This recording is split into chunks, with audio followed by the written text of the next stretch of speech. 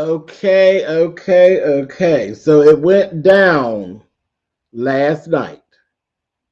Last night it went down. Congratulations to the Philadelphia Eagles for snatching up the Super Bowl win for 2025. Listen, fantastic. Fantastic. I'm from Pittsburgh. So listen, hashtag Pennsylvania privilege. It's their Pennsylvania privilege to party as long as you want all year if you have to. But what I'm here to talk about is this halftime show, which is the one thing that I'm always excited about every year is the halftime show. Now, y'all know I'm not the biggest rap music fan. I'm not the biggest rap music fan. I don't know a whole bunch about rap music as a whole, but I like what I like. I like what I like. So I was I didn't know how to feel about what this halftime show was going to be. And I watched, and as I walk away, I have a whole lot to say. Was it a political message? Was it a win for rap and entertainment? Was it a drag session for Drake?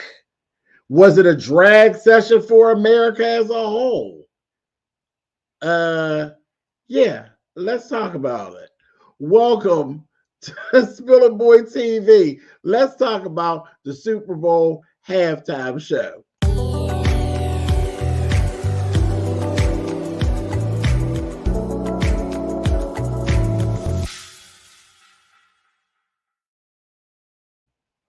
Hey guys, thanks so much for clicking on the video. I appreciate you being here. What's up, Yaya? Hey, Victoria, grown woman. Hey, what's going on, Powerful? Hey, Lena. Listen. Y'all falling in here. Y'all falling in. Come on in. Grab your seat. Hey, Jessica, grab your seat. I got a whole bunch to say. Because I really, I had to go back and look again. Because again, I'm going to be very honest and upfront and transparent with you.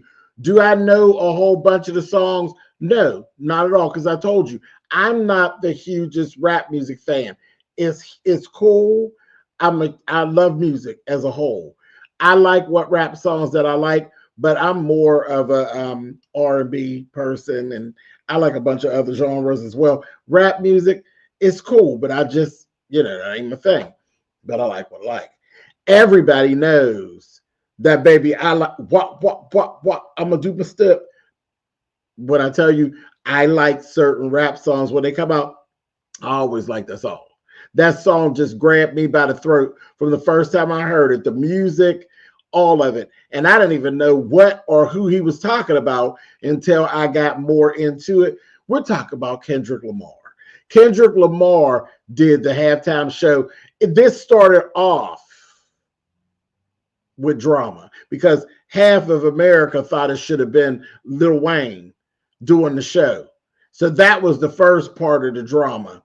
But listen, Kendrick just came and solidified the fact that he actually should be there last week when he just basically swept the Grammys. Whoever swept the Grammys with a diss track. A diss track that was so evil and so nasty and so yummy. Because I likes to drag. When somebody get up underneath my crawl and say the wrong thing, I like to drag. I like to go ahead and drag you and really let you have it. And obviously so does Kendrick, because when I say he has dragged Drake all through the American streets and all up by the border of Canada and slammed him all up on the curb and drug him back across it. Leave that man alone. Ain't no need to argue with that man. Inside of that man lives a nasty queen somewhere. And that's not no reference to him being gay or anything like that. But everybody knows. Queens do the best reading, honey. I don't know who Kendrick been hanging with. I don't know who Kendrick is related to, but there is some type of old nasty queen that he has encountered somewhere. It might be an uncle or some. Kendrick reads like an old nasty queen. Do you understand? He has dragged Drake and made money from it. Best part about it. He dragged them and run me that. When you drag a person to the point that they feel the need to sue you,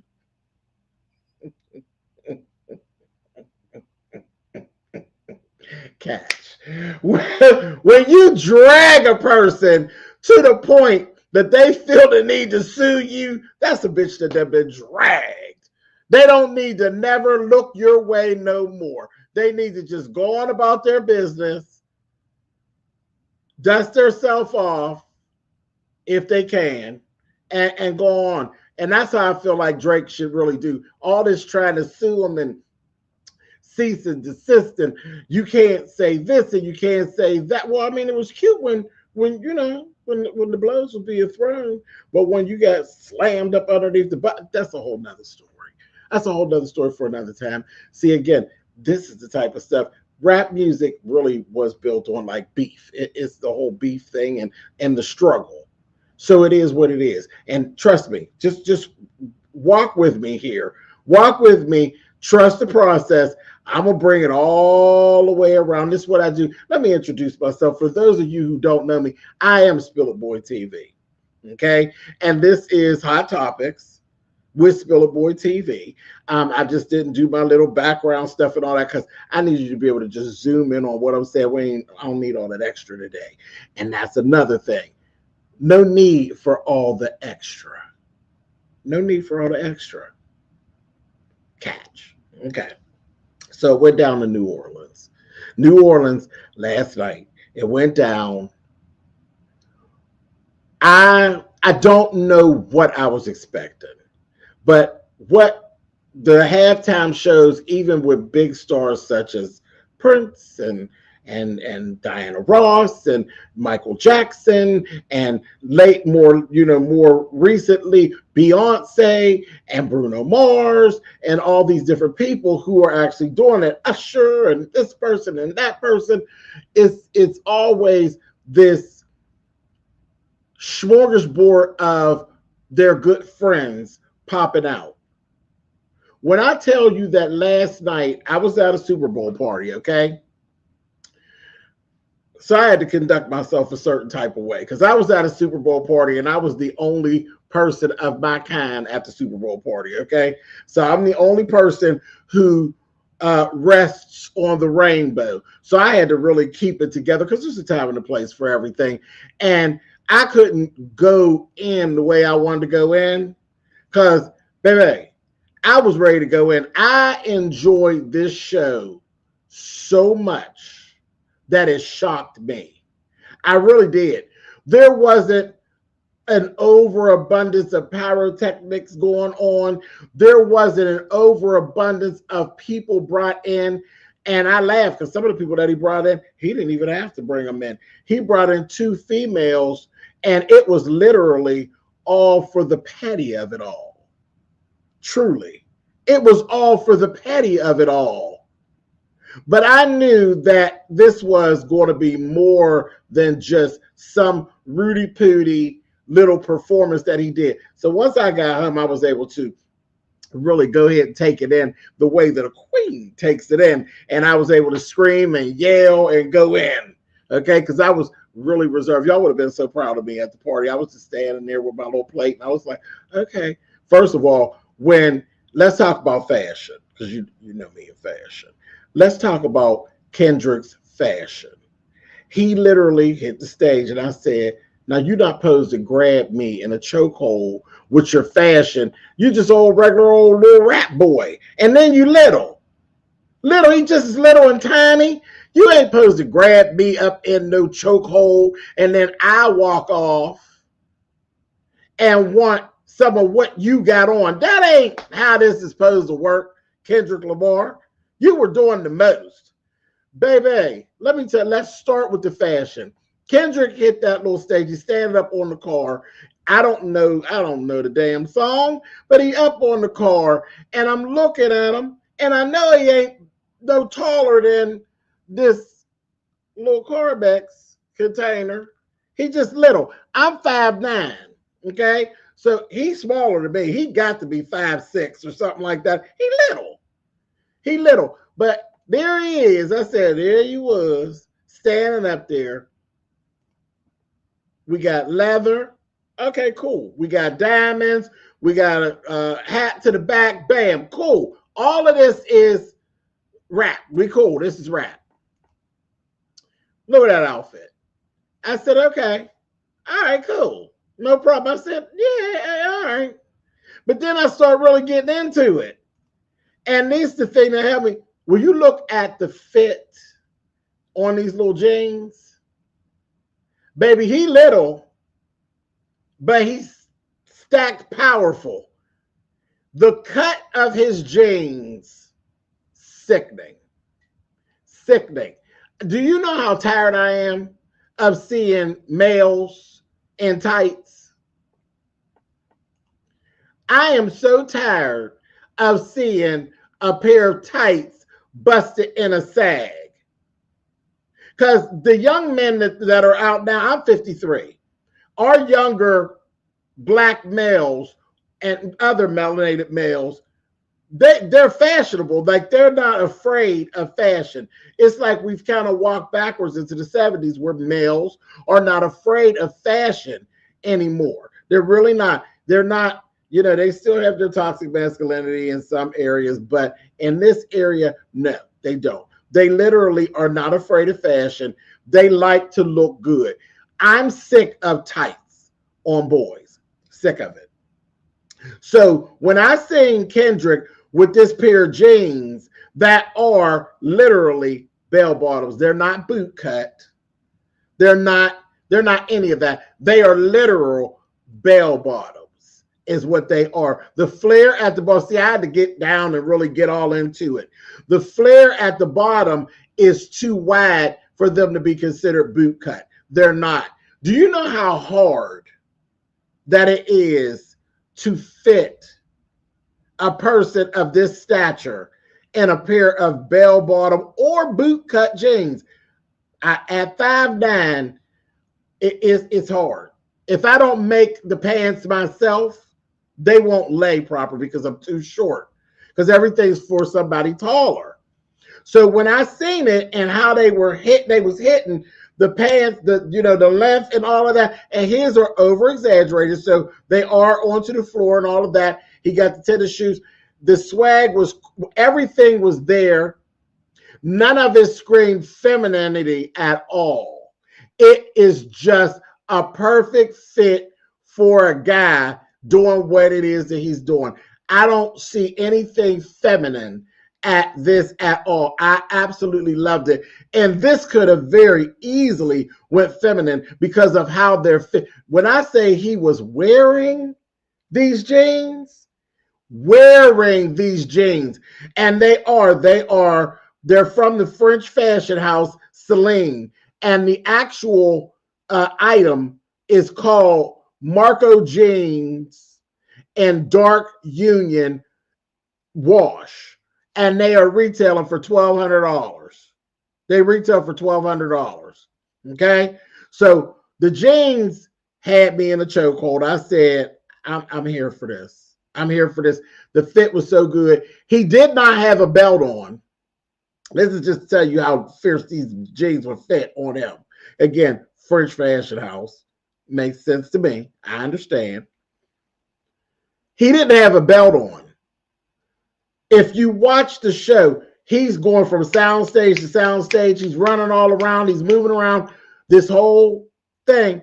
Not one time did you see him adjust or pulling his pants up or anything like that. They were literally made for him, airbrushed onto him, not hugging him anywhere that they weren't supposed to, not feminine whatsoever, just a perfectly tailored, fitted pair of jeans on a male, a black male. you know we are made a certain type of way. And okay, I'm gonna go there. I'm gonna go there. Somebody might get uncomfortable, but it's all right. I don't really care because you already know where you at. If you heard me talking for 2-3 minutes, you already know what I'm all about. Kendrick got ass, thighs, hips, and all. Okay, and everything was fit to perfection. To perfection. Love it. I walked away. I want them jeans. I want me a pair of jeans like this. And I'm sitting back and I'm going to wait to see how many boys start wearing these jeans. How many boys are getting ready to stop busting a sag and start actually wearing a pair of jeans that fit. That fit. No underwear showing, no shit all balled up all inside. You know, I'm just so sick of it. I get sick of seeing just boxer shorts balled all up, falling all out, coming all over the top. I don't know where anybody ever thought that was cute. It ain't cute. It looked like what it was. It looked like jail. And most of the time you see the yo boys running around. They running around, they got on most their underwear are brand new, but it's just the style of it all just look funky. It all look dirty anyway. It all look dirty anyway. Even the gay ones, when they be running around, and I said, I know y'all know better than to be running around here without yourself clean. It look dirty on them too. So I'm waiting to see how many boys are going to adopt this style. In the midst of all that, we're going to give him the full out fashion. The full out fashion. The jacket, I ain't really got much for the jacket. The jacket, cool. It's a bomber jacket. It's a leather bomber jacket. It's custom made. Boom, no problem. You know it costs a nice little $1. So again, I ain't got to go all into that. I'm talking about what caught my eye and what I want. When you look at this old nasty piece of lambskin glove that he got on, baby, them gloves snatched me, and I said, oh, wee. Lamone, I'm not surprised that you got them because Lamone, Lamone is y'all see Lamone in the chat. Lamone is a performer, and Lamone is a fashion divo. Lamone dresses. He don't play at all. Lamone is cold with it, and his fit you're never going to catch him off. I don't care if he's in a swimsuit. I don't care if he's in a suit. You ain't never going to catch Lamone. Oh, he's in the chat. Y'all can look him up. He's a music star as well. But you ain't never going to catch him not together. So I ain't surprised that you got these jeans. Not in the least. Not in the least. But the gloves grabbed me up. Do you know how perfect it is to have a glove that is on and your fingers ain't all tight and carrying on? That's because of the type of leather that it's very expensive. It's very plush, very lush, and all of that. Lambskin leather, the good shit, actually feels like spandex. You can do all kind of stuff with it. All kind of stuff, and you could tell the difference. Them gloves wasn't made out of no Naga hide like the seats of an old 1976 Chevy. No, these was lamb, and they was fitting his hand like gentlemen prefer blondes. Because yeah, he actually had a diamond ring pulled over top of the glove, which in essence is a very feminine thing. It's a very Marilyn Monroe used to do that. She would have opera length gloves, and she would have her diamonds. Remember, diamonds are girls' best friend. She would put the diamond rings and shit over top of the gloves, and that's a feminine thing. But again, he had it done, and it was done so well in such a way and carried off. Did not come across feminine in the least. In the least. I seen the ring. Of course, y'all know I love diamonds and I love fur. I seen the ring. I said, ooh, wee. But the glove, I was just taken aback by the glove. The gloves and the jeans. Kendrick, yes, and thank you, and please, and yes, and all the things. So fashion-wise, I was here for it. Totally here for it. So I got all that real quick. That's me. Okay, that's me. So I'm over there dying on the inside at this little party because I want to say, you can't even say that to him because he's an old dude. But I was sitting back there like, bitch, work! And I couldn't say that at the party. So I was able to say it once I got home. I would never even say that to him. You know what I mean? But I was living. I was like, yes. So I enjoyed it. The fashion-wise, he was clean as hell. So let's go into now where right away shit started getting sideways. I said, oh, wait a minute. He came down. He said, the revolution is about to be televised. Now, if you know anything about me and you know anything about LaBelle, Patti LaBelle, and LaBelle, back in the day, they had a song called The Revolution Will Not Be Televised. Go listen to the song. I ain't going to go in there. I'm not going to give you that history lesson. And it was done. It wasn't just done by LaBelle. It's been done by other people. And it always been the same thing. It's time for the shit, okay? And we're going to talk about the shit that's going on. I said we get ready to go right into these politics. But he said the revolution is about to be televised. And then he followed it up with, you picked the right guy. No, you picked the right time. You picked the right time and the wrong guy. I said, you starting stuff, bruh. You starting stuff. I said, okay. I said he get ready to put America in a chokehold. And then his whole show, everything's red, white, and blue. Everything's red, white, and blue. Catch the symbolism. Do you see this? Do you see this? You see that black man in the middle? And that stance in itself says a whole bunch. He ain't even saying a word. Just the stance itself says a whole bunch. A whole bunch. And what were all of the young folks there in the red, white, and the blue, they are actually standing in formation perfectly as an American flag. And it's a black man standing dead smack in the middle. Dead smack in the middle, separating it down the middle, dead smack in the middle. I said, boy, oh, Kendrick. I said, okay. So this is where I start really paying attention. I'm like, now I know he's a lyricist. I know he always carries a heavy message. Again, don't know all the stuff about his music, but I know what he's about, okay? Other than this petty shit with this argument he got with Drake. And he enjoys dragging Drake on the weekends. I mean, it is what it is. So I'm like, all right, so this is where we're going. And all throughout the performance, we got Uncle Sam, okay? Not the Uncle Sam that y'all are used to, but Uncle Sam, Uncle Samuel L. Jackson, Uncle Sam, okay? And he keeps popping up all throughout the performance, and he's dressed here like Uncle Sam, and he is delivering this message of stay in line, picking, just picking all throughout the performance.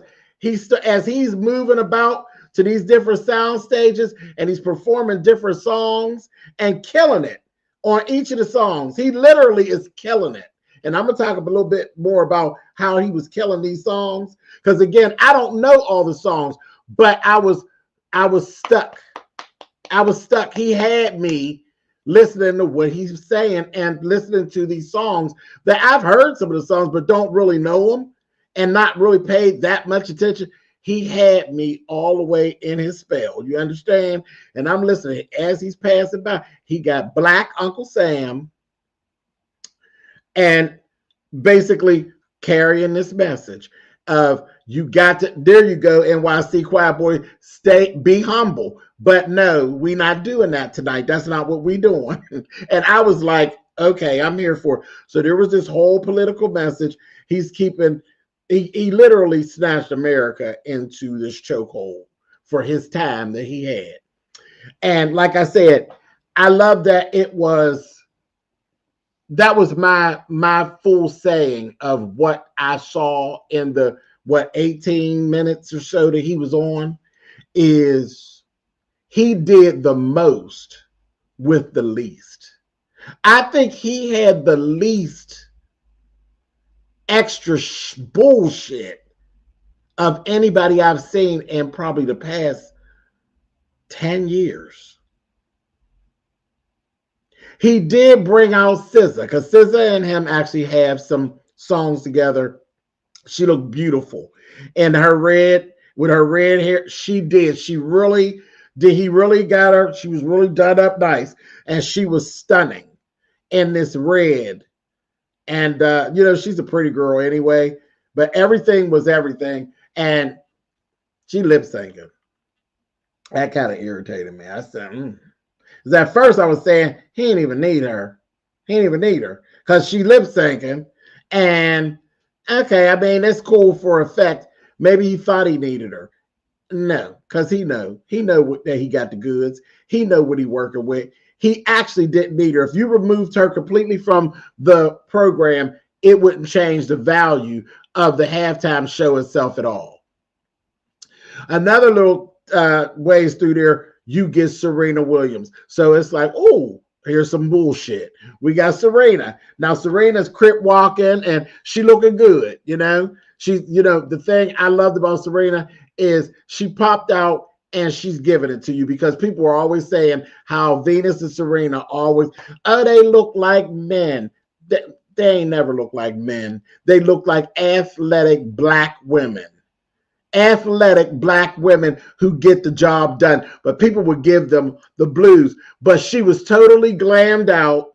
She looked young, youthful, body bad and banging, cute little outfit, and she came out and she was youthful. Everything about this was youthful. It really was. It really, really was. It wasn't serious. It was just doing the thing. Now, let me tell you what the chokeholder was actually being formed. Like I said, SZA and Serena could have been yanked from the performance and nobody would have ever missed that they weren't there. Okay.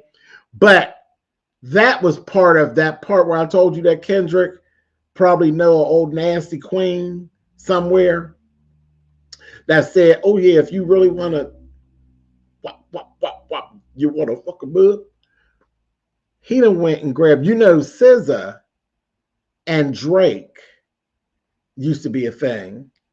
Serena and Drake used to be a thing. I said, did this Patty just go get two of his ex-girlfriends and put them on stage, on the biggest stage of the year, and then go to singing his song that he dragged? So their whole purpose was to continually put Drake in a chokehold and drag him, this time all through New Orleans. Okay, he done drug him all through New Orleans. I said, oh, really? And I just looked at it at TV and I said, baby, let that man's neck go, Kendrick. Let that man's neck go. Now, we know there's a whole lot of stuff surrounding the song, They're Not Like Us. And I'm like, I know damn well he better sing it. But I wasn't so sure because there's been so much drama around it. And you can't say this, you can't say that, because in the song he does You know, wop, wop, wop, wop, certified pedophile. You know, it's a little cut. You know, so he changed some of the words, he pulled some of the words out, but here's the thing. That whole double entendre, the song is in A minor. The song's in A minor, and it's talking about the violation of a minor. He didn't sing it. He didn't sing it. Like, you know, he didn't do the lyric. He pulled the lyric out, but when it got to that part of the song, that's like a pivotal part of the song when he does the A minor. That's a pivotal part of the song. He didn't have to sing it because the whole stadium, when it got to that part, when he finally did sing the song, the whole stadium hit that A minor. I said, I know Drake probably took and cut the middle of his hair right out of his head. Like, I know he was just done. I said, Lord have mercy. Child, nobody ever should want to beef with Kendrick. Just leave him go. Just be his friend. Be his friend or stay off his radar.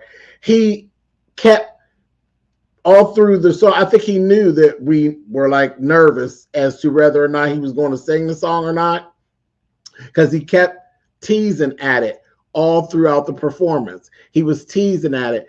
Early on in the performance, he said, I want to perform their favorite song, and they played like that. He's like, yeah, that song. I said, why you playing? Why you playing? It was truly masterful what he did. It was. I enjoyed it. It was one of the ones. And I'm hearing some people were saying they didn't really care for it. And I'm like, because you probably ain't deep enough. You probably, you know, me personally, I love the conversation that's not being had. That's me. When I come into a room, I ain't really listening to the bullshit y'all talking about. I'm listening to what you ain't saying. I ain't worried about the hoe that walked through the front door and talk smack. I'm worried about the hoe going out the back door that think they whispering and think I don't hear them. That's who I'm a drag. So that's, you know, that's just me and my petty. So I was here for all of it. I was here for all of it. Every bit. Now, I'm going to say this. When it comes to rap music, and we're getting ready to get out of here. We're getting ready to get out of here. Just walk with me. Walk with me. I told y'all, trust the process. Walk with me. Why I was so impressed with Kendrick.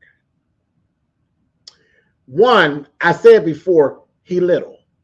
He's little, okay? He's little. And I'm not meaning that to be disrespectful in any type of way, because he's big, but little all at the same time. He's a small man in stature. It would be very easy to lose focus on him in the midst of a performance with all those people and all those moving parts. And he had, you know, he really had the bare minimum of things going on, but it would be very easy to lose focus on him and what he was doing. But he never, ever lost focus. He kept the spotlight the whole time. I knew what Kendrick was doing the whole time, just like a Beyonce, just like a Bruno Mars, because Bruno Mars is another one that's masterful at that, because he's little too, and he be having a lot of stuff going on, but Bruno Mars knows how to keep your eye on him. You don't usually find that in rap music and in rap music performances. Rap music performances are a bunch of running back and forth, a bunch of hype men, and you'd be like, wait a minute, I lost the person I was watching, as I saw these goddamn fools running around. And he did bring mustard on and all of that. But even with that, you never lost sight of what Kendrick was doing. He never lost his spotlight. And I thought during a rap performance, that was very masterful. And it is very hard to do. Very hard to do. Because you don't know who's saying what. The hype men is all a part of the thing, and they say in their lyrics, and it just be a mess. I'm usually pretty underwhelmed when it's a rap performance. I hate to say that. I really do. I really hate to say that, but it's the truth. It's the truth. It's like chaos a lot of time. I'm gonna tell you who else is very good at this. The one I did a video about this little boy the other day, NLE Chopper. Baby, they don't know what to do with him. Y'all better watch him. You understand me? Y'all better watch him. Watch him. He knows what he's doing. He knows how to keep your attention, even if he got to take something off to do it. But when you see him on stage, he demands your attention. And that's where I was so shocked at Kendrick, because when you see him, he usually is like, you know, he's not, I don't think he's one of those people who feels the need to be, bam, I'm here, everybody, I'm here. But when that music dropped, and that camera came on, laser focus, and we was laser focused on him. I was very, very impressed with him. I loved this performance. Loved it. I really, really did. I'll go out on a limb and say it's probably one of my favorite rap performances that I've ever seen. Because a few years ago when Usher and all of them and Mary J. Blige, you know, that was pure chaos. Pure chaos. It was like, oh, I love seeing all the West Coast and all that. And Snoop and all them. It was nice to see them all in the same place, but they got on my damn nerves. And I'm going to go back and say this, even with Rihanna. Y'all know Rihanna. Rihanna is a master of what she does.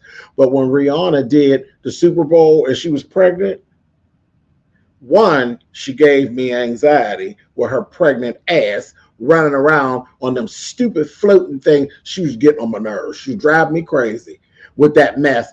But it was just a sea of white clothing. She even got lost in the sauce. So I was very much,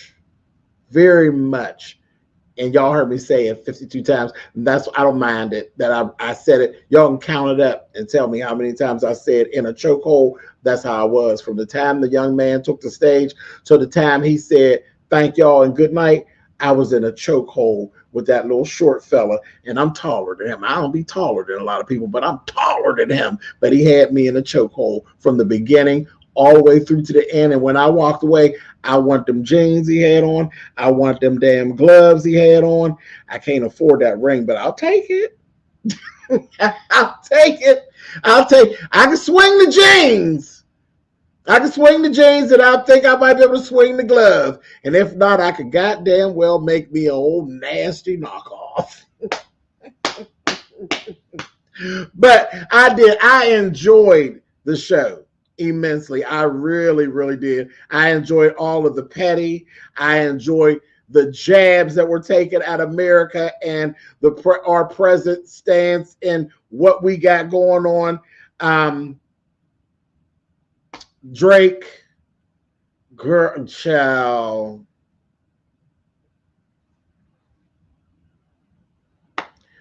I told y'all in the beginning of the year, honey, and I think Drake would agree. This 2025 is literally the year of ooh-wee. And I think that's what Drake probably carried away from this, honey. Just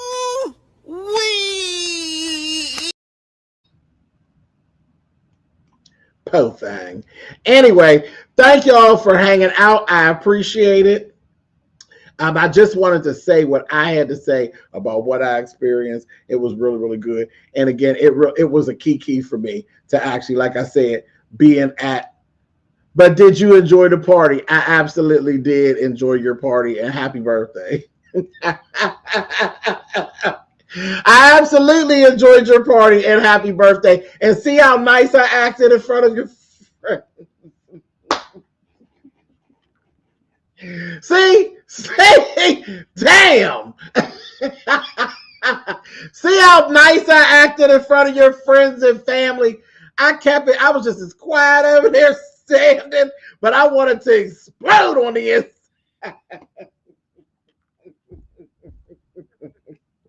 Lord have mercy.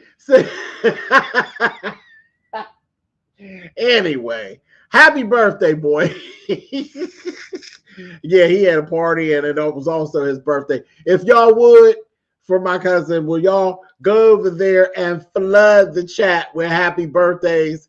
That's him. He's February 9th. He's February 9th. Flood that chat with happy birthdays if you would. I'd appreciate it. And listen, like I said, I'm going to get out of here. I'd have held y'all long enough. I appreciate y'all. I love you for real. I will catch y'all on the flip side. Absolutely. And like I was saying, I know but you know, I know when to and when not to. I don't be cutting up when ain't nobody cutting up. It ain't necessary. I came here and cut up because that's when it was necessary for me to scream and yell and act like a big old queen in front of my own TV. I know how to act when I'm outside amongst the people.